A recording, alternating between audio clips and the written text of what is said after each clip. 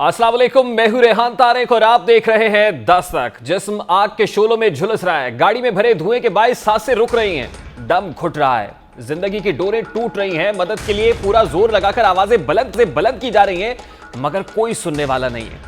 कोई शोलों से निजात दिलाने के लिए आगे नहीं बढ़ रहा है, कोई भी सांसें बहाल करने के लिए मदद को तैयार नहीं है।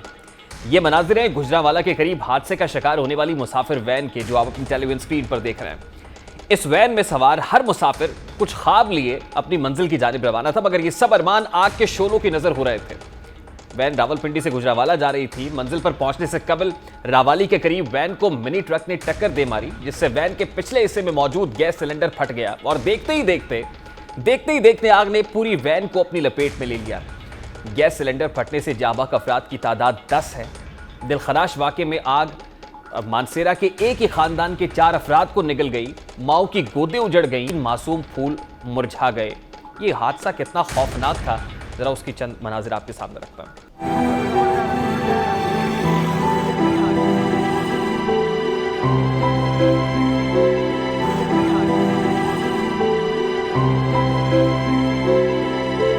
अब ये हादसा भी नहीं है बल्कि एक सानेहा है, और ये कोई पहला वाकया नहीं है। पाकिस्तान की सड़कों पर यके बाद दीगरे दर्दनाक मनाजिर देखने को मिलते रहते हैं। बड़ा शहर हो या छोटा, मामूल के मुताबिक वक्त की दौड़ से आगे निकलने की कोशिश में हजारों गाड़ियों का एक सेले रवां खुद से गुत्थम गुत्था होता है। एक सिरे से दूसरे सिरे तक बहता नजर आता है कि फिर अचानक एक जोरदार धमाका सुनाई देता है और यकायक हर चीज अपनी जगह थम सी जाती है। इस सकूत को तोड़ती एम्बुलेंस की आवाजें हैं जो अपने पीछे आहो बका छोड़ देती हैं, सिस्कियां छोड़ देती हैं, चीखें छोड़ देती हैं। मालूम होता है कि किसी गाड़ी का गैस सिलेंडर जोरदार धमाके से फटा और दर्जन या निस्फ दर्जन इंसानी जानें ज़ाया हो गई। हर हादसा अपने पीछे कई सवालात छोड़ देता है, मगर गुज़श्ता 5 बरस से कौम को इन सवालात का जवाब नहीं मिल सका है। मुसाफिर गाड़ियों में पाबंदी के बावजूद सिलेंडर क्यों लगाए जाते हैं? गैर मयारी सिलेंडर्स की मार्केट कंट्रोल क्यों नहीं की जाती? इंसानी जानों के साथ घिनौना खेल कब खत्म होगा? गैस सिलेंडर की हामिल मुसाफिर गाड़ियों को फिटनेस सर्टिफिकेट क्यों जारी किए जाते हैं? जब वो ठीक नहीं होती हैं, उसमें गैर मयारी सिलेंडर्स होते हैं, तो फिर ये फिटनेस सर्टिफिकेट जारी कौन करता है? आज के प्रोग्राम में चंद हकाइक और आदाद शुमार आपके सामने रखेंगे। ये चश्मकुशा इंकशाफात हुक्काम की कारकर्दगी पर एक बहुत बड़ा सवालिया निशान है। वतन अजीज पाकिस्तान में पेट्रोल और डीजल से चलने वाली गाड़ियां रवा दवा थी। दोनों की कीमतें आलमी मार्केट में बढ़ रही थी कि इस दौरान नया और सस्ता ईंधन CNG के नाम से मुतारिफ कराया गया। इसके आगाज में बताया गया कि CNG सिर्फ निजी गाड़ियों में इस्तेमाल होगी और इसलिए दरामदशुदा मौसर CNG किट्स इस्तेमाल की जाएंगी ताकि गाड़ी में सवार अफराद महफूज रह सकें। अलबत्ता CNG का फायदा आवाम को नहीं हुआ, लेकिन CNG स्टेशन के इजाजतनामे करोड़ों रुपए में बिकते रहे और हुक्काम नाजायज आमदन समेटते रहे। मुसाफिर गाड़ियों के अलावा तलबा को पिक एंड ड्रॉप देने वाली गाड़ियों में सबसे ज्यादा गैस सिलेंडर इस्तेमाल किए जाते हैं। ओगरा के आदाद शुमार के मुताबिक, अब स्टैट्स क्या कहते हैं जरा क्विकली आपके साथ शेयर करते हैं। ओगरा जो आदाद शुमार जारी कर रहा है, उसके मुताबिक गुज़श्ता 5 बरस में 7000 अफराद गाड़ियों में सिलेंडर धमाकों के बायस जाँ बहक हुए हैं। दस्तक की तहकीकात के मुताबिक यह तादाद इससे कई गुना ज्यादा है। रवा बरस जनवरी में शाया एक तहकीक के मुताबिक गुज़श्ता 5 बरस के दौरान मुल्क भर में गाड़ियों में सिलेंडर फटने के 2200 वाकयात, 2200 वाकयात पेश आए हैं, जिनमें 8000 से ज्यादा अफराद शोलों की नजर हुए। 50% हादसा बच्चों को स्कूल ले जाने वाली गाड़ियों और रिक्शों में पेश आए हैं। मुल्क भर में बच्चों को जाने वाली 1270 गाड़ियां हादसात का शिकार हुई हैं। इन हादसात में 3000 बच्चे लुकमा अजल बन गए हैं। इसी तरह 400 मुसाफिर गाड़ियों में हादसात से 3750 शहरियों की जानें ज़ाया हुई हैं। 419 रिक्शों में 722 मुसाफिर शोलों की नजर हुए हैं।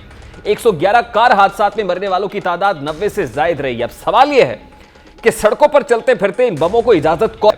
जराये के मुताबिक मुल्क भर में मोटर व्हीकल इंस्पेक्शन के अमले और एजेंट माफिया की मिली भगत से, उनके एक नेक्सस से वसीदा और तबाह हाल मिनी बसेस, मुसाफिर कोचेज और स्कूल वैन को फिटनेस सर्टिफिकेट जारी किए जाते हैं।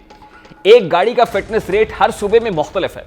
कराची और सिंध में बगैर मुआयने के फिटनेस सर्टिफिकेट 2000 और 2500 रुपए में आसानी मिल जाता है, यानी औसतन तकरीबन 2000 से 2500 रुपए में सर्टिफिकेट जारी कर दिया जाता है। यही सर्टिफिकेट 1800 से 3000 के दरमियान दीगर शहरों में मिलता है। खैबर पख्तूनख्वा में MVI अमले को 2000 रुपए देकर सर्टिफिकेट दिया जाता है। बलोचिस्तान में 1500 रुपए में अमला खटारा गाड़ी का फिटनेस सर्टिफिकेट जारी कर देता है। अगर मुल्क के किसी भी इलाके में ट्रैफिक पुलिस गैस सिलेंडर के साथ किसी भी गाड़ी को जब्त करें तो ड्राइवर को गिरफ्तार किया जाता है, तो ड्राइवर्स 1000 रुपए रिश्वत लेकर बाहर आ जाते हैं। यानी 1000 रुपए की खातिर सैकड़ों अफराद की जानें दांव पर लगा दी गई हैं। 2013 में हादसे का शिकार होने वाली स्कूल वैन का सर्टिफिकेट भी रिश्वत देकर हासिल किया गया था। उस हादसे में भी स्कूल के 18 बच्चे और उनके स्कूल टीचर जाँ भाग हुए थे। जराये के मुताबिक हादसा का शिकार होने वाली बेशतर गाड़ियों के सर्टिफिकेट भी रिश्वत के जरिए हासिल किए गए थे। अब 5 बरस में गाड़ियों में सिलेंडर फटने के 2200 वाकयात मुतल्लिका हुक्काम के दावों की कलई खोल रहे हैं। मुसाफिर गाड़ियों में सिलेंडर धमाकों की बड़ी वजह गैर मेयारी सिलेंडर्स को करार दिया जा रहा है। ओगरा ने सिलेंडर बनाने के लिए जिन कंपनीज को लाइसेंस जारी किए हुए हैं वो भी मुस्तनद आलमी मयारात और SOPs को नजरअंदाज करके, उनसे सरफे नजर करके गैर मेयारी सिलेंडर बना रही हैं। उन्होंने कोई पूछने वाला नहीं है। सड़क के किनारे डेरा जमाए मैकेनिक अपनी महारत के जौहर दिखाते हुए कम पैसों में सिलेंडर फिट कर देते हैं और गाड़ी मालिकान भी इस चीज से बेखबर रहते हैं कि सिलेंडर की फिटिंग में क्या क्या नक्स रह गए हैं और क्या नहीं। नतीजा वही निकलता है जो गुज़श्ता 2200 वाकयात में निकला।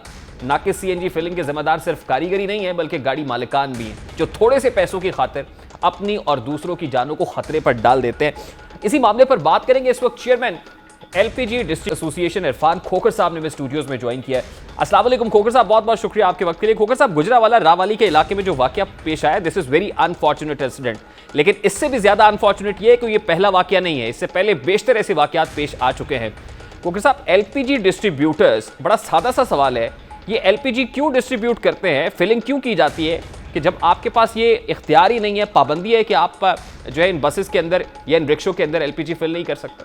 बहुत अफसोसनाक वाक़या है और ये बिल्कुल पाबंदी लगाई ओगरा ने भी और इस तरह पब्लिक व्हीकल में भी CNG भी इस्तेमाल नहीं हो सकती। ये बहुत अफसोसनाक वाक़या है। इस पर फौरी तौर पर अभी तक कोई हतमी रिपोर्ट नहीं आई, बट जितना भी अभी इस पर काम हुआ है तो हम लोग गवर्नमेंट के साथ बिल्कुल तमाम इन्वेस्टिगेशन के बाद जो भी सेफ्टी के ऊपर लाइमल तैयार किया जाएगा, हम बिल्कुल गवर्नमेंट। इरफान खोखर साहब, देखिए आप मजम्मत करते हैं, ये कोई पहला वाकया नहीं है। अगर मैं आपको स्टैट्स आपके सामने रखूँ ना तो this is very like horrific picture कि 8000 इंसिडेंट्स हुए हैं ओवर द लास्ट 5 ईयर्स, 2300 जानें चली गई हैं और हर सानहे के बाद काबिल मजम्मत उसको करार दे दिया जाता है और उसके बाद दैट्स इट। ऐसे तो नहीं चलेगा ना सर, आप डिस्ट्रीब्यूटर्स हैं, आप क्यों देते हैं? पब्लिक ट्रांसपोर्ट के अंदर LPG क्यों फिल करता है?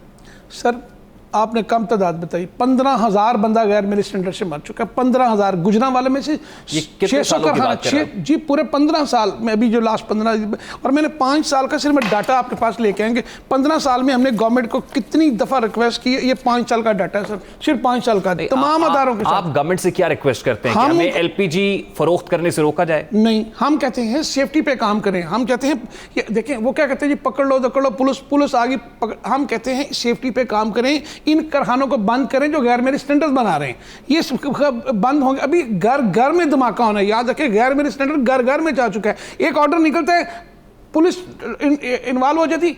मैं सबसे पहले अगर इसमें सेफ्टी चाहते हैं तो पुलिस को निकाल दें। गैर मयारी सिलेंडर्स अगर मार्केट में फरोख्त होते हैं तो आप गैर मयारी सिलेंडर्स अलाउ क्यों करता है? अलाउ, हम तो ये कह चुके हैं, अभी तो 31 अगस्त का पूरा गुजरांवाला 4 घंटे बंद रखा है। हम तो कहते हैं गैर मेरी सिलेंडर सबसे पहले बंद किया जाए, उसकी सेल पर बंदी लगाई जाए, उसके कंज्यूमर को इस्तेमाल करने पर बंदी लगाई जाए। आप देखिए चीज़ें ठीक हो जाएंगी। अभी ओगरा नेक्स्ट मंथ जो है इस पर सेफ्टी पे सेमिनार करने जा रहा है। अब तमाम इख्तियार जो मैंने आपको लेटर, तमाम इख्तियार डिप्टी कमिश्नर के पास है पूरे पाकिस्तान में और असिस्टेंट कमीशन के पास है। अगर व्हीकल्स में इस्तेमाल होती आर्टिस्ट सेफ्टी इस पर काम कर सकते हैं, आर्टिस्ट सेफ्टी को रोक सकते हैं। हम गवर्नमेंट के साथ हैं, हम मासूम जाने जा रही हैं। गुजरांवाला में इतना सिलेंडर की भरमार है, घर में गैर मेरे सिलेंडर जा चुके हैं सर। अच्छे वाला तो LPG ले ही नहीं सकता, वो जिस वक्त आपके पॉइंट के ऊपर आता है, फिलिंग स्टेशन के ऊपर आता है, आप उसको LPG दे देते हैं, तो आप क्यों नहीं रोकते? आप सिर्फ मजम्मत करने के लिए? सर मजम्मत नहीं, मैं कहता हूं आज अगर आप समझते हैं कि डीकैनिंग इनलीगल है, उसको फौरी तौर पे बंद कर देंगे, मुतबादल अग्रीमेंट लेंगे, हम वो करने के लिए तैयार है। लेकिन आप अगर पुलिस पैसे लेके 20,000 रुपये फी शॉप पे दुकान चलती रहती है, सेफ्टी पे काम नहीं होता। आप अंदाजा कर लें 780 पर्चे से लाहौर में हुए, किसी एक शख्स ने आपके ऑफिस के बाहर आके डिप्टी कमिश्नर साहब से मैंने सवाल किया, कोई एक शख्स जिसको LPG ना मिली हो, कोई एक रिक्शे वाला है जिसको LPG मिल रही है, दुकानें खुली हैं, 20,000 रुपये पुलिस की बच्चागिरी शुरू होगी। खुदारा अगर हमने मासूम जान बचानी है, हमें पुलिस को अलग करना है, सेफ्टी के ऊपर काम को, जिस तरह पहले SOP बने हुए थे, SOP बना के गैर मिली सिलेंडर का खात्मा करना है, इसको सेफ्टी बनाना है। कोई शॉप तंदूर के पास ना हो, स्कूल के पास ना हो। देखें अगर आज चीज़ों को बेहतर करना है, देखिए इंसिडेंट होते हैं, बहुत अफसोसनाक वाक़या है, लेकिन जहाँ तो रुका नहीं, ट्रेन रुकी नहीं। लेकिन मैं फिर चंद रोज पहले बरकत मार्केट में जो कुछ हुआ आप भूल गए? बहुत बुरा सामने हुआ, बहुत बुरा।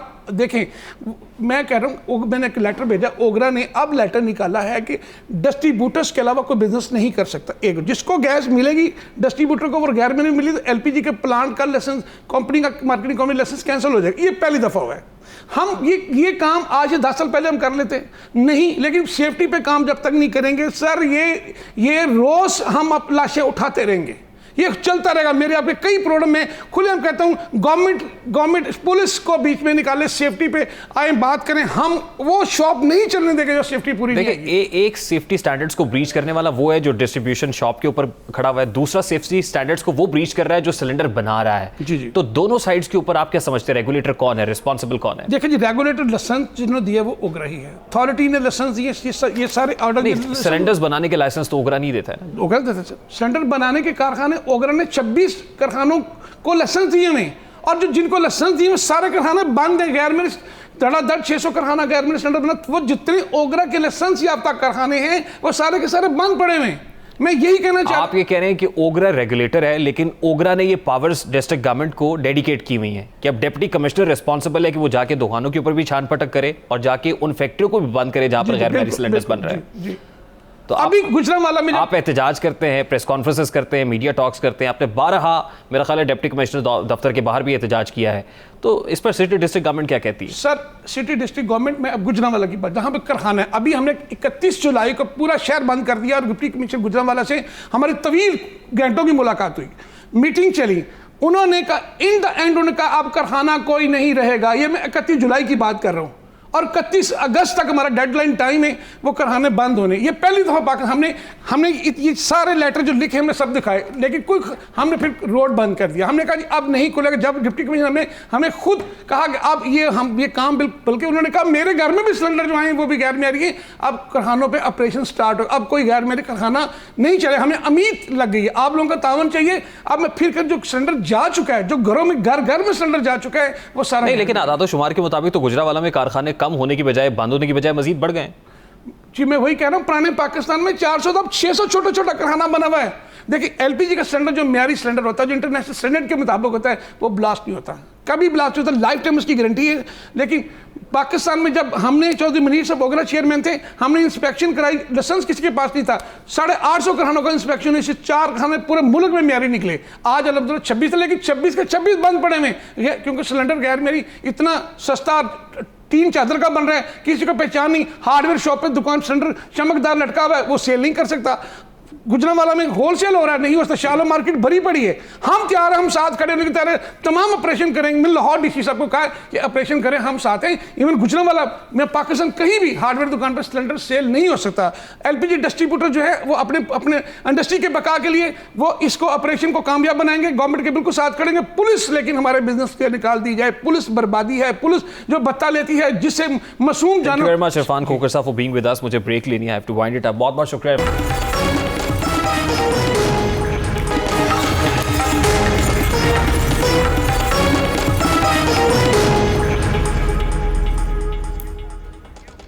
Welcome back. कहते हैं सियासत के सीने में दिल नहीं होता, कुर्सी के साथ जुड़े रहने से इंसान खुद को सबसे जुदा महसूस करता है। प्रोटोकॉल मिलता है और साथ ही जो है वो सदाएं होती हैं, माशरे में आला मकाम मैसर आता है, लेकिन जो ही कुर्सी का साथ छूट जाता है तो सब कुछ इंसान से छिन जाता है। आसमान की बुलंदियों पर परवाज करने वाला इंसान ज़मीन तक पहुँच जाता है।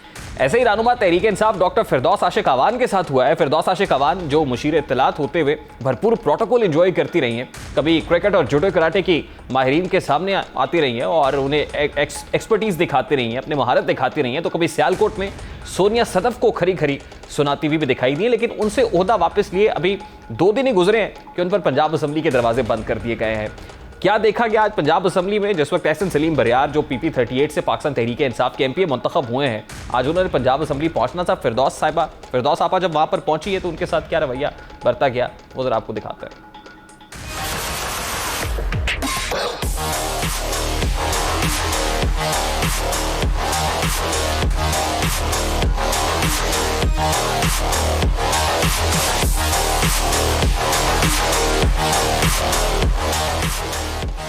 क्या हाल है बेटे? ठीक हो? खैरियत ना लो? ठीक हो? नहीं मैम, सॉरी। मतलब नहीं आपके ये तो हमें भी नहीं पता हाँ हाँ हमारे लिए बहुत वो लिस्ट देख लाला नहीं है आसन सिलेंडर यार वाले अलग देख ले पुत्र अब की करना पे ये फिरदौस आशिक अवान साहब है जो मेंबर पंजाब असम्बली एहसन सलीम बरियार की तकरीब हल्फ बर्दारी के लिए आ रही थी। वही एहसन सलीम जिनकी कामयाबी में फिरदौस आशिक अवान ने कलीदी किरदार अदा किया था, जिनकी जीत के लिए दिन रात एक किया था, मगर वो खुद मेंबर असम्बली बन गए तो तकरीब हल्फ बर्दारी में अपनी ही मोहसिन का नाम शामिल कराना भूल गए। फिरदौस आशिक अवान का दावा है कि उनका नाम लिस्ट में मौजूद था मगर किसी ने जानबूझकर नाम निकाला है। इसके बाद उनकी तरफ से क्या स्टेटमेंट आया है जरा वो आपके सामने रखता है। जो लिस्ट है उस लिस्ट में मेरा नाम है, बाद में आप लिस्ट देख लें उस पर नाम कटा हुआ है, काटने वाले कौन है मुझे नहीं पता। मैडम उज़मा कारदार आपके साथ मौजूद है, ये आपको अंदर ले जा सकती हैं। नहीं जी मैं अपने जोरे बाजू पे जाती होती हूँ, मैं कभी इधर उधर से मांगे तांगे से नहीं जाती। अब एक जानिब जहां पाकिस्तान तहरीक इंसाफ के अंदर अपने ही लोगों को भूलने का चलन आम हो चुका है तो दूसरी जानिब पाकिस्तान पीपल्स पार्टी ने पुराने रफका को साथ मिलाने का मिशन शुरू कर दिया है। कल के दुश्मन आज के दोस्त बन रहे हैं। तहरीक इंसाफ सिंध पर नजरें जमाए बैठी है तो पीपल्स पार्टी अपने कले को महफूज बनाकर बलोचिस्तान की जानिब बढ़ चुकी है। बलोचिस्तान से दो अहम रहनुमा अब्दुल कादिर बलोच और सनाउल्लाह जहरी ने पाकिस्तान पीपल्स पार्टी में शमूलियत का ऐलान किया है। दो अहम रहनुमाओं की पीपल्स पार्टी में शमूलियत से चंद सवालात पैदा हो रहे हैं। क्या पाकिस्तान पीपल्स पार्टी ने अपनी इंतखाबी मुहिम शुरू कर दी है? क्या पाकिस्तान पीपल्स पार्टी को मुख्तलिफ हलकों से ग्रीन सिग्नल मिल चुका है? क्या 2022 इलेक्शन का साल होगा? चेयरमैन पीपल्स पार्टी का दावा है कि 2022 इलेक्शन का साल होगा। उनकी नज़र में अगली बार उनकी पार्टी मुल्क की सबसे बड़ी अक्सरियती जमात बनकर सामने आएगी और अब न सिर्फ सिंध और बलोचिस्तान बल्कि पंजाब और विफाक पर भी उनकी नजरें हैं। बिलावल भुट्टो ने अगली हुकूमत बनाने से मुताल्लिक क्या दावा, जरा उसकी एक हल्की सी झलक भी आपके सामने रखता है। इंशाअल्लाह ताला मुझे नज़र आ रहा है कि अगले हुकूमत पाकिस्तान पीपल्स पार्टी की होगी। पीटीआई के शक्ल में एक नया एमक्यूएम सामने आया है, लेकिन जैसे पाकिस्तान पीपल्स पार्टी ने उनका मुकाबला किया वैसे ही इंशाअल्लाह ताला आप पीटीआई को इस सेलेक्टेड हुकूमत का मुकाबला करेंगे। कराची से लेकर कश्मीर तक हम इन सेलेक्टेड को भगाएंगे। अब पाकिस्तान पीपल्स पार्टी की इंतखाबी मुहिम अमली तौर पर शुरू हो चुकी है। पीपल्स पार्टी ने नाराज जालों इलेक्टेबल्स और आम शख्सियात से राब्ते शुरू कर दिए हैं, जबकि दूसरी जानिब पाकिस्तान मुस्लिम लीग नून ताहाल कन्फ्यूजन का शिकार है। नून लीग की क़ियादत ताहाल ना तो अवाम को कोई बयानिया दे पाई है और ना ही मुख्तलिफ हलकों के साथ कोई रवाबित में बेहतरी आ सकी है। नून लीग अवाम को इंतखाबी बयानिया देने में जितनी ताख़ीर करेगी उसे उतना ही नुकसान उठाना पड़ेगा। अब सवाल ये है कि बिलावल भुट्टो जरदारी किस बुनियाद पर हुकूमत बनाने का दावा कर रहे हैं कि आइंदा वफाक में उनकी हुकूमत होगी। इस दावे का जायजा लेने के लिए पीडीएम से अलहदगी के बाद की सियासी सूरत हाल को देखना जरूरी है। सेनेट इंतखाबात में अपसेट हो या गिलगित बल्तिस्तान इंतखाबात में खिलाफ तवक्को नताइज, इसी तरह आज़ाद कश्मीर इंतखाबात में कम वोट्स के बावजूद ज्यादा नशस्तें हासिल करके पाकिस्तान पीपल्स पार्टी ने सभी सियासी मुबसरीन को हैरान किया है। सवाल यह है कि क्या बिलावल भुट्टो जरदारी को मुख्तदिर हलकों की तायद हासिल है? क्या पीपल्स पार्टी अगली हुकूमत के दुरुस्त ख्वाब देख रही है? क्या पीपल्स पार्टी आम इंतखाबात में अपसेट करने की पोजीशन में है? इंतबात का जवाब देने की कोशिश करेंगे। इस वक्त पाकिस्तान पीपल्स पार्टी के सीधे रहनुमा चौधरी मंजूर साहब ने भी ज्वाइन किया है। अस्सलाम वालेकुम चौधरी साहब, बहुत बहुत शुक्रिया आपके वक्त के लिए। चौधरी साहब, पाकिस्तान पीपल्स पार्टी के चेयरमैन बिलावल भुट्टो साहब ये कह रहे हैं कि आम इंतखाबात 2023 में पाकिस्तान पीपल्स पार्टी वफाक में हुकूमत बनाएगी। किन बुनियादों पर पीपल्स पार्टी को ऐसा लगता है कि वफाक में आपकी हुकूमत होगी? देखिए, आने वाले दिनों में आप बहुत सारी नई डेवलपमेंट्स देखेंगे। केपी के अंदर भी, पंजाब के अंदर, साउथ पंजाब के अंदर, बलूचिस्तान के अंदर आपने देख ली है। तो ये एंड मुमकिन है, चूंकि देखिए इस वक्त ये तो पूरा सेटअप जो लेकर आए थे वो सारा को समझ आ गई कि फेल हो गया, कि कोई भी डिलीवर किसी जगह पे नहीं कर पाया। आप ये कह रहे हैं कि आने वाले दिनों में आप खैबर पख्तूनख्वा और पंजाब में भी विकटें गिराएंगे, बिल्कुल उसी तरह जैसे आम इंतखाबात 2018 से पहले इमरान खान साहब विकटें गिराने के महाज पे थे। ये विकटें गिराने का तो ये उनका है, लेकिन हम समझते हैं कि अब लोगों के पास कोई और ऑप्शन नहीं बचा। लोगों ने इनको भी देख लिया है। नून लीग का जो प्रॉब्लम है वो उनका इंटरनल है और वो दिन ब दिन गहरा होता चला जा रहा है और उससे लोग निकल नहीं पा रहे। दूसरी वजह यह है कि नून लीग के अंदर तो गुंजाइश ही नहीं है पंजाब के अंदर, या उनके सिटिंग लोग बैठे हैं या करीब मार्जिन से लोग बैठे हैं। अब लोगों ने किधर जाना है? इस किस्म की पार्टियां जो वन टाइम पार्टी जैसे पीटीआई है, इससे पहले काफ लीग थी, फिर जुनेजो लीग थी, फिर कन्वेंशन लीग थी, ये आती हैं एक दफा के लिए लेकर आते हैं, ये बढ़ते छक्के मारते हैं लोगों को। साहब, पंजाब के अंदर तो प्रीडोमिनेंटली पाकिस्तान तहरीक इंसाफ वर्सेस पाकिस्तान मुस्लिम लीग नून दिखाई देता है। इस वक्त भी पंजाब असम्बली के अंदर आपकी 6 से ज़्यादा सीटें तो नहीं हैं, तो पाकिस्तान पीपल्स पार्टी क्या करेगी पंजाब में ऐसा? क्योंकि बहुत सारे लोग ये कह रहे हैं कि बड़े बड़े नाम पाकिस्तान पीपल्स पार्टी में शामिल होंगे। ये कौन लोग हैं जो पाकिस्तान पीपल्स पार्टी को ज्वाइन करेंगे और आपके साथ राब्ते में? रहने वाले लोगों ने आगे देखना होता है कि हम किधर जाएं। देखिए 2008 के इलेक्शन में नून लीग कहीं नजर नहीं आ रही थी, पाकिस्तान पीपल्स पार्टी और काफ लीग का मुकाबला लग रहा था, लेकिन काफ लीग बिल्कुल उड़ गई और मुस्लिम लीग नून और पीपल्स पार्टी का मुकाबला हो गया। तो ये ऐसी चीजें सूरत हाल को यानी आप ये कह रहे हैं हवाओं का रुख बदल रहा है। ये है नहीं, प्रॉब्लम ये है कि हम जो भी तजिया करते हैं ना वो आज का करते हैं, आने वाले कल को नहीं देखते कि क्या होने वाला है।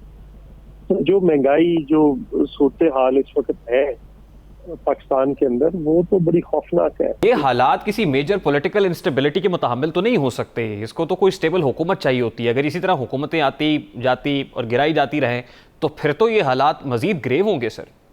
स्टेबल तो हम क्या, इसको कोई भी इसको स्टेबल नहीं कर रहा, ये तो अपने वजन से गिर रहे हैं। जो जरदारी साहब ने कहा, क्या इनके खिलाफ कोई हुआ? कुछ भी नहीं। इस वक्त तो देखें ना, ये अपना वजन भी खुद ना उठा पाए, अगर ये अपना वजन भी खुद ना उठा पाए तो उसमें किसी दूसरे का क्या कसूर है? नहीं, डिवाइडेड ऑपोजिशन ने तो तकवीयत बख्शी है हुकूमत को सर, और हुकूमत तो पहले से ज्यादा फ्लाई कर रही है। हम तो चाह रहे थे कि इनके खिलाफ नो कॉन्फिडेंस लेकर आए, पंजाब में लेकर आए। नून लीग नहीं मान रही। नून लीग इनको टाइम पूरा करवाना चाहती है, या अपना टाइम कोई उनका है, टाइम लाइन है, उस पर वो खड़ी हुई है। चौधरी साहब देखिए, जब आप पाकिस्तान मुस्लिम लीग नून को ये कहते हैं कि टाइमलाइन पे खड़ी है या ऊपर से पर्दा उनकी को बातचीत चल रही है, ऑफ दी कैमरा वो कुछ गेन करने की कोशिश कर रहे हैं, तो नून लीग के यहाँ तो हालात कड़े से कड़े होते जा रहे हैं। दूसरी तरफ पाकिस्तान पीपल्स पार्टी है, कश्मीर से आपको 11 सीटें मिलना, फिर गुज़श्ता रोज़ कोयटा में जो कुछ देखा गया वहाँ पर कुछ विकटें उड़ाई हैं आपने, सिंध के अंदर भी, फिर उसके बाद आप केपी और पंजाब के अंदर आने का इरादा रखते हैं। तो हालात तो यहाँ भी ऐसे ही लगते हैं कि जैसे पाकिस्तान पीपल्स पार्टी के यहाँ भी कोई यकीन दहानी, कोई श्योरिटी को ग्रीन सिग्नल है। मसला यही है, प्रॉब्लम ये है, हम कह रहे हैं कि हमारी 5 सीटें छीनी गई हैं जो हम आराम से जीत रहे थे। नून लीग ने जो पिछली बार धांधली की कश्मीर के अंदर, वो तो तारीखी थी। हमें सिर्फ 2 सीटें मिली थी, लेकिन हमारे पास सारे लोग इलेक्शन लड़ने वाले हैं। पीपल्स पार्टी सिर्फ इतना कहती है कि हमें इलेक्शन लड़ने दे, साफ और शफाफ इलेक्शन होने दे, हम जाने, लोग जाने, इस मुल्क के लोग जाने, इस मुल्क की सियासत जाने। हम सिर्फ ये कहते हैं, और ये कहना कोई गलत बात नहीं। आप बताएं, मियां नवाज शरीफ को जब भी हुकूमत मिली 2/3 अक्सरियत से मिली, हमारे खिलाफ कभी IGI बन जाती है, कभी कोई इत्तेहाद बना दिया जाता है, कभी कुछ कर दिया साहब देखिए ना, पंजाब के अंदर या तो आप PTI को तोड़ेंगे या फिर पाकिस्तान मुस्लिम लीग नून को कमजोर करेंगे तो पाकिस्तान पीपल्स पार्टी रिप्लेस कर सकती है। मुझे इसका कोई और को फॉर्मूला ऐसा दिखाई नहीं दे रहा है। आप क्या देख, क्योंकि आप बड़े सीनियर सियासतदान हैं, बड़े फोरसाइटेडनेस भी आपकी, आप क्या देख रहे हैं आने वाले दिनों में? मुझे ये बताएं कि नून लीग को क्या हुआ 2018 के इलेक्शन में या 13 के इलेक्शन में? कोई बंदे कितने टूटे उनके? और मैं आपको बताऊं, 100 के करीब लोग हमारे 2013 के अंदर तोड़े गए, और 120 के करीब इलेक्शन लड़ने वाले MPA MNA के और इन्फ्लुएंशियल लोग 2018 के इलेक्शन में तोड़े। तो तोड़ तो पीपल्स पार्टी दी गई, और कब से शुरू हुए? 1977 से पीपल्स पार्टी को तोड़ रहे हैं। तो हमें तो हमेशा ही तोड़ा जाता है, और पीपल्स पार्टी का इस सूरत हाल में जिंदा रह जाना किसी मुश्किल से काम है के नतीजे। पीपल्स पार्टी मजीद टूटने की मुतामिल तो नहीं हो सकती, और टूट कर तो आम इंतखाबात 2023 के अंदर वफाक में हुकूमत नहीं बना सकती किसी सूरत। मैं तो ये कह रहा हूं कि पीपल्स पार्टी नहीं टूटेगी तो कौन टूटेगा इस बार? तो मैं यही समझा रहा हूँ कि लोगों के पास और कोई रास्ता नहीं है, आप उसको डील की तरफ ले जा रहे हैं। नहीं, पाकिस्तान तहरीक इंसाफ, आपको लग रहा है कि वहां से लोग टूटेंगे? ऑब्वियसली अगर हुकूमत से फेडअप होंगे तो पाकिस्तान तहरीक इंसाफ हुकूमत से होंगे, या पाकिस्तान मुस्लिम लीग नून से लोग आपको लगता है बेजार हैं? आप देखें, एक तो कह दिया बिलावल साहब ने कि जिन्होंने भी मेरी माँ के साथ काम किया और मेरे नाना के साथ काम किया, मेरे बाप के साथ काम किया, मैं उनको पहले हम 3 साल ये अड़े रहे कि नहीं हमने वापस नहीं ले, अब वो कह रहे हैं कि नहीं हम वापस लेने के लिए तैयार हैं। तो जिन्होंने नारा मारा है, जिन्होंने जियो बेटो का नारा लगाया है, हम उनको वापस, इसका क्या मतलब? तो जो इलेक्शन लड़ने वाले लोग गए थे, आप बहुत सारे लोग हैं जो वापस आना चाहते हैं, जो समझते हैं कि हमने गलत फैसले किए। हमें भी कहा गया था, हमें भी आता था ये PTI में जाकर इलेक्शन जीत जाते और फिर टाइम बदलता तो हो जाते, लेकिन सारे लोग ऐसे नहीं है। ठीक है चौधरी साहब, मैं ये समझ पा रहा हूँ कि पंजाब के अंदर खास तौर पे पाकिस्तान पीपल्स पार्टी टूटी, कुछ लोग पाकिस्तान तहरीक इंसाफ का हिस्सा बने आम इंतखाबात 2018 से पहले, उसमें कुछ जनूबी पंजाब महाज वाले थे, पाकिस्तान पीपल्स पार्टी के बहुत सारे लोग ऐसे थे जिन्होंने पीटीआई को ज्वाइन किया था। क्या वो सब लोग अब वापस पीपल्स पार्टी में आना चाहते हैं? कुछ जरूरी नहीं सब आए, बहुत सारे लोग आना चाहते हैं, बहुत सारे नए लोग होंगे जो लड़ेंगे और जीतेंगे। तरीन ग्रुप में बहुत सारे ऐसे लोग हैं जिनका ताल्लुक पीपल्स पार्टी से है, वो भी आपसे राब्ते में? बहुत सारे लोग हैं, मुख्तलिफ पार्टियों के अंदर हैं, मुख्तलिफ जगहों पे हैं।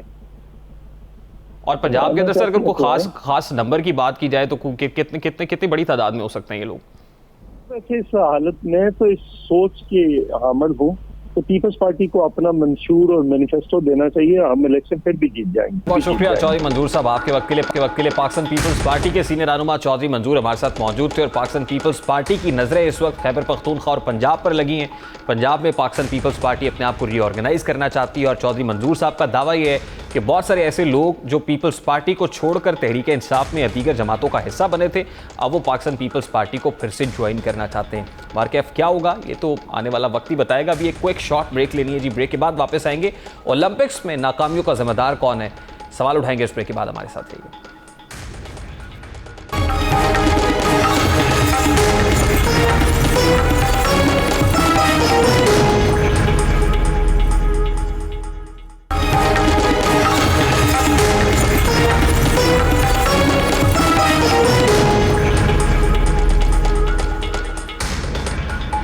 Welcome back. इस वक्त पाकिस्तान मुस्लिम लीग नून पंजाब के सदर, पाकिस्तान मुस्लिम लीग नून के सीनियर रहनुमा राना सनाउल्लाह खान साहब ने हमें ज्वाइन किया है। अस्सलाम वालेकुम राना साहब, बहुत बहुत शुक्रिया आपके वक्त के लिए। राना साहब, ब्रेक से पहले चौधरी मंजूर साहब हमारे साथ मौजूद थे और पाकिस्तान पीपल्स पार्टी बलूचिस्तान के बाद सिंध में, तो ऑब्वियसली सिंध का कला तो उनके पास है, लेकिन बलूचिस्तान के बाद इरादा रखते हैं पंजाब में जो है अपने आप को मुनज़्ज़म करने का, और वो कह रहे हैं कि बहुत सारे लोग पंजाब में ज्वाइन करने जा रहे हैं। How do you see this sir?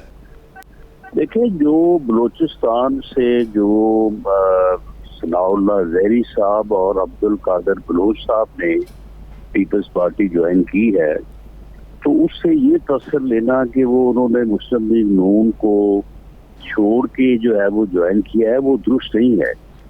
उसकी वजह ये है कि जब आज से कोई मेरा ख्याल हफ्ता पहले पीडीएम का जलसा वहाँ पे हुआ था, तो वहाँ पे अख्तर मैंडल साहब को वहाँ पे पीडीएम की जो लीडरशिप है उन्होंने उनको मुदऊ किया था। तो ये दोनों साहबान, क्योंकि उनके साथ इनकी लोकल राइवलरी है, तो इन्होंने कहा कि जी अगर वो स्टेज पे आएंगे तो फिर हम जो है वो स्टेज पे नहीं आएंगे, और ये नाराजगी का इजहार किया। उस वक्त पीएमएलएन जो है वो ये अफोर्ड नहीं करती थी कि एक मेहमान को जब दावत आप दे चुके हैं तो अब उनको जो है वो आप दावत जो है वो विड्रॉ करें। तो इनको समझाया गया, लेकिन ये उस वक्त इसी नाराजगी में पार्टी से रिजाइन कर गए थे। तो अब उसके बाद उन्होंने को 2-4 बार में अपना सोचा है कि उनको किस जगह पे जाने में फायदा है, तो वो उस हिसाब से वो पीपल्स पार्टी में जो है वो शामिल हो गए हैं। हमें छोड़े तो उनको एक अरसा हो गया, और उसकी वजूहात जो है वो जिस तरह से मैंने कहा वो कोई पीपल्स पार्टी या कोई और जमात नहीं थी। जी राना साहब, लेकिन पाकिस्तान पीपल्स पार्टी तो मुल्क भर के अंदर लग रहा है कि इंतखाबी कैंपेन पे है, और पाकिस्तान पीपल्स पार्टी के चेयरमैन बिलावल भुट्टो साहब ने अपने लोगों को तैयार रहने का भी जो है वो मशवरा दिया है। तो आपको नहीं लगता कि पाकिस्तान मुस्लिम लीग नून को अब मज़ामत या मफामत से निकल कर कोई इंतखाबी बयानिया बनाने की ज़रूरत है और फिर से रीऑर्गेनाइज करने की ज़रूरत है? देखिए, इंतखाबी बयानिया जो है वो भी तो आखिर किसी पॉलिसी के ऊपर ही बेस करेगा ना। और पाकिस्तान मुस्लिम लीग नून जो है वो जो उसका नारा है सिविलियन बालादस्ती का या वोट को इज्जत या फ्री फेयर इलेक्शन का, तो अगर फ्री फेयर इलेक्शन नहीं है तो फिर इलेक्शन बराए इलेक्शन तो उसका कोई फायदा नहीं होगा। तो पीएमएल जो है वो अपने इस बयानिए के साथ ही इंतखाबात में जाएगी, और इंतखाबी तैयारियों का जहां तक मामला है तो वो तो फिर हर वक्त जो है वो कोई भी सियासी जमात हो तो उसमें ये अमल जो है ये तो चलता रहता है। अच्छा राना साहब, अब दो बातें हैं ना सर, एक तो सिविलियन बालादस्ती की जंग है जिसके बारे में मियां नवाज शरीफ साहब ने भी एक ट्वीट किया, उन्होंने कहा कि हम ये जंग जारी रखेंगे। तो जो लंदन में ऑब्वियसली आपकी अपील थी कोर्ट में वीज़ा तौसी से मुताल्लिक, क्या स्ट्रैटेजी है अब नून लीग की? क्या कायद जो है वो पाकिस्तान आके इसको लीड करेंगे? इंतखाबात से पहले पहले क्या मूव बनाएंगे? सिविलियन बालादस्ती की जो जंग है उसको मजीद कैसे इंटेंसिफाई करेगी नून लीग? स्ट्रैटेजी क्या होगी सर?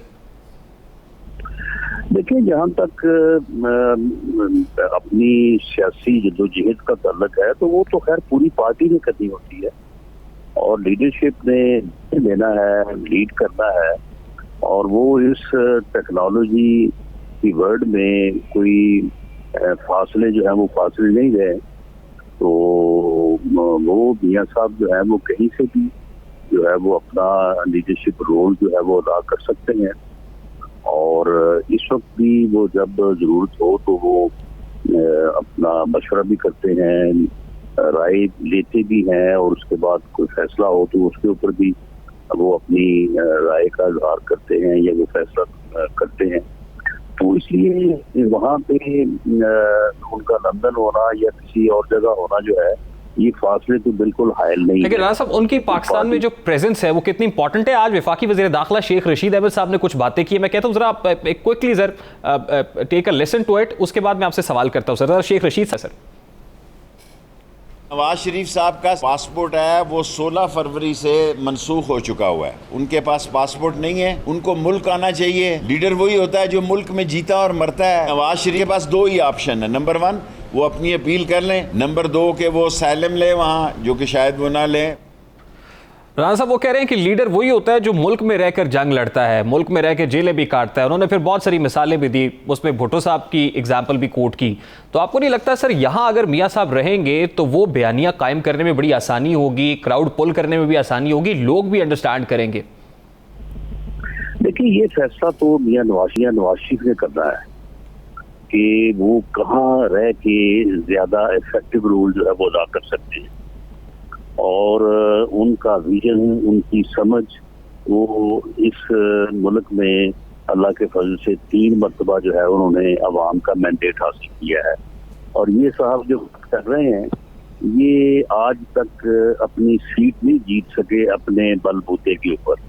हमेशा जो है इन्होंने या तो मियां नवाज शरीफ के कदमों के सदके जो है वो वोट लोगों से लिए हैं और या फिर पीटीआई के वोट लेके कामयाब हुए हैं। एक ही मरतबा इन्होंने आज़ाद इलेक्शन लड़ने की, अपनी पार्टी का इलेक्शन लड़ने की कोशिश की थी और बुरी तरह से जो है वो जलील और रुस्वा हुए थे। तो इनकी तो कोई औकात नहीं है ना कि इनका कोई मशवरा या कोई इनका जो है वो यानी इनका जो है वो एडवाइजरी को माना जाए।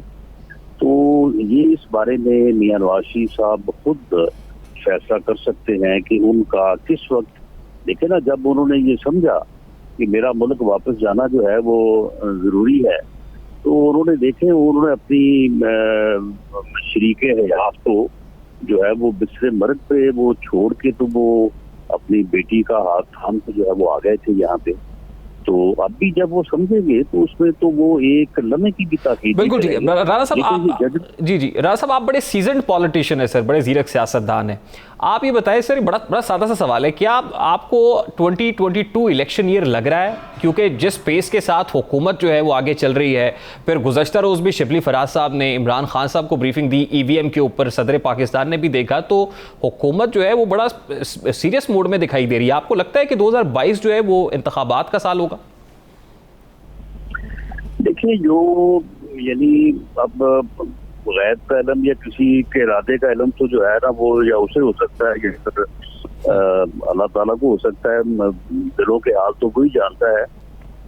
लेकिन जो क्राइम है, जो सर्कमस्टांसेस हैं, ये तो हुकूमत जो है वो इलेक्शन मोड में जा चुकी है। और आपने देखा होगा कि मुख्तलिफ, आप देख रहे सिंध में ये पीपल्स पार्टी जो आप कह रहे हैं कि जी वो इलेक्शन मोड में जा चुकी है, तो ये गवर्नमेंट जो है ये भी तो सिंध में जा रही है ना जी। अब वहाँ पे जलसों का प्रोग्राम है, काफी यलगार करने जा रही है। इसी तरह से जो इन्होंने बजट इस साल का दिया है वो जो है वो इलेक्शन बजट है, वो आम बजट नहीं है।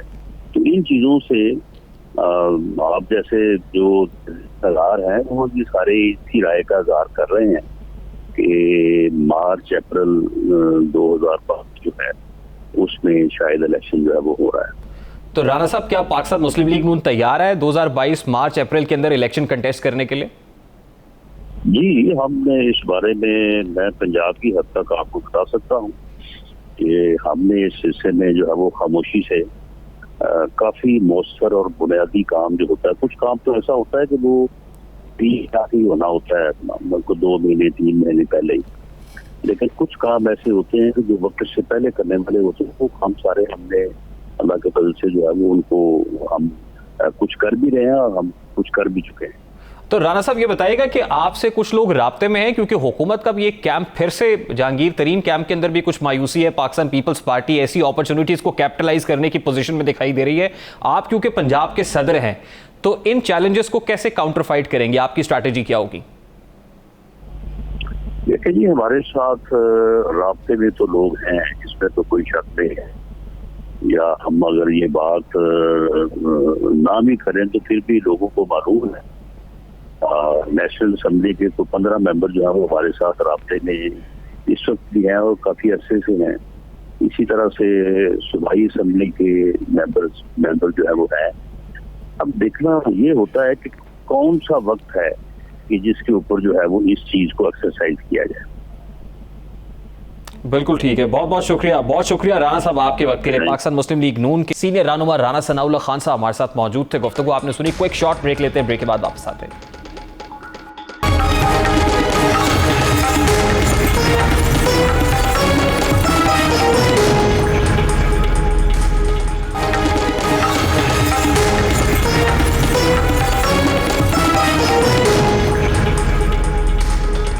Welcome back. मीर रियासत के दर पर दस्तक देनी है, लेकिन उससे पहले वज़ीर आज़म आज़ाद कश्मीर अब्दुल क़य्यूम नियाज़ी की पहली की गई तकरीर के कुछ हिस्सा, उनके कुछ स्टेटमेंट ज़रा आपके सामने रखना है। इतला लेट मिली, चूँकि जिस निज़ाम के तहत मैं आया, मुझे तो ये भी पता नहीं था। सुबह मुझे इतला हुई कि आपने वज़ीर आज़म आज़ाद कश्मीर का हल्फ उठाना है।